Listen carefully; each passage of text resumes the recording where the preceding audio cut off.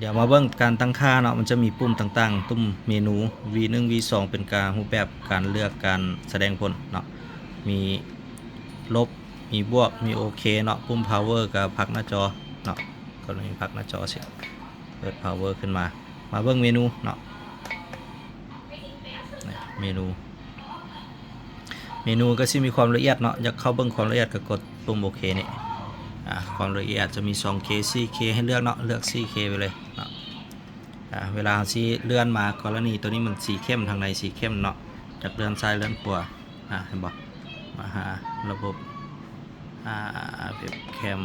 การบันทึกเนาะระยะเวลาของวิดีโอเนาะตัวนี้ภาษาไทยเนาะแนะนำเปลี่ยนภาษาเนาะมันจะค่อยใส่เป็นภาษาอังกฤษค่อยเบิ่งง่ายมันเลือกได้หลายภาษาเด้อสำหรับภาษาเนาะนี่เลือกภาษาอังกฤษเนาะก็จะเป็นมาตรฐาน setting line เนาะตัว setting line นี่ก็ตัวนี้เนาะหมายถึงว่า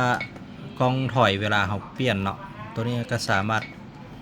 กดเข้ามาตั้งค่าได้เนาะว่าเราจะเลือกมุมแบบใดกรณีมันจอมันเมี่ยงเราก็ปรับได้เนาะ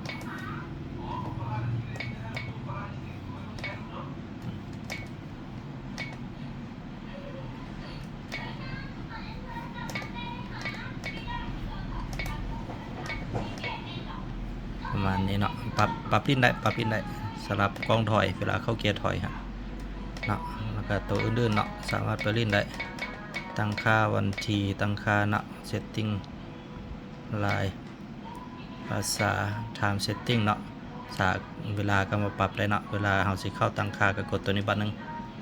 เนาะให้สีเข้มมามันปีเมียงกับตั้งค่าให้มันทึกกับปัจจุบันเราเลยเนาะโอเคสำหรับเมนูประมาณนี้